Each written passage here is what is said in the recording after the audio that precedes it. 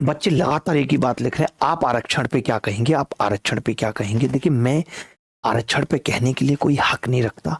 बाबा भीमराव अंबेडकर ने आरक्षण इसलिए दिया था कि हम एक जाति जिसको दबाए जा रहे थे लगातार, उन जातियों को भी बराबर लाया जा सके और देश बहुत आगे ले जा सके, इसीलिए दिया था आरक्षण।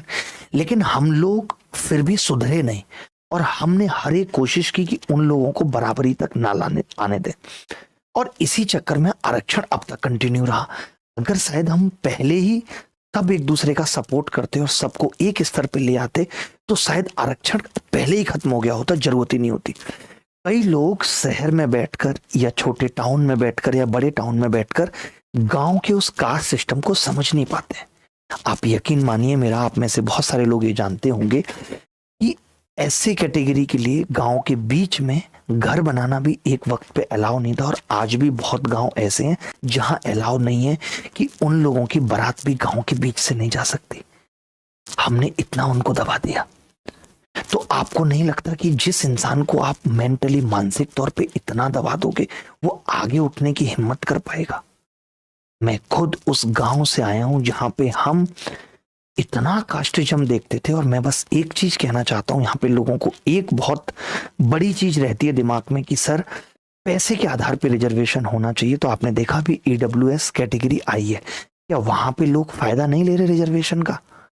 जिनके पास लिखित में पैसा नहीं है बट वैसे बहुत पैसा है, तो वो भी इस चीज का फायदा ले रहे हैं। गलत फायदा तो वहां भी लोग उठा रहे हैं, रिजर्वेशन में भी लोग गलत फायदा उठा रहे हैं। बट हमारा ध्येय ये है कि 10 गलत लोग फायदा उठा दें, बट एक इंसान जो डिजर्व करता है रिजर्वेशन के लिए वो फायदा उठाने से ना चूक जाए। ऐसा हमारा संविधान और न्यायालय दोनों कहते हैं। तो मानना पड़ेगा हमें। पहले लोगों को बराबर आने दीजिए। जब हम समाज में भेदभाव, सोशल डिस्क्रिमिनेशन के आधार पे करते हैं तो फिर रिजर्वेशन कास्ट के आधार पे क्यों नहीं होना चाहिए? जब हम समाज में हर एक काम, शादी से लेकर के सब कुछ, किसको नौता देना है किसको नहीं देना शादी में, वो कास्ट के आधार पे करते हैं, तो फिर रिजर्वेशन कास्ट के आधार पे क्यों नहीं होना चाहिए? होना चाहिए, और ये अपने आप खत्म हो जाएगा। हमें आपको इसके लिए एफर्ट लगाने की जरूरत नहीं है। समझ रहे हैं? कैसे नहीं है जरूरत, मैं आपको बताता हूं। आपने देखा होगा कुछ एग्जाम्स की रिजल्ट में अभी आपने देखा ओबीसी और जनरल की कट ऑफ इक्वल आ गई, यानी कि वहां पे रिजर्वेशन अब मायने नहीं रख रहा, वो लोग भी उसी कैटेगरी में आ गए बराबर। तो ये अपने आप खत्म हो जाएगा जब वो लोग इक्वल लेवल पे आ जाएंगे। तो आप चिंता मत करो।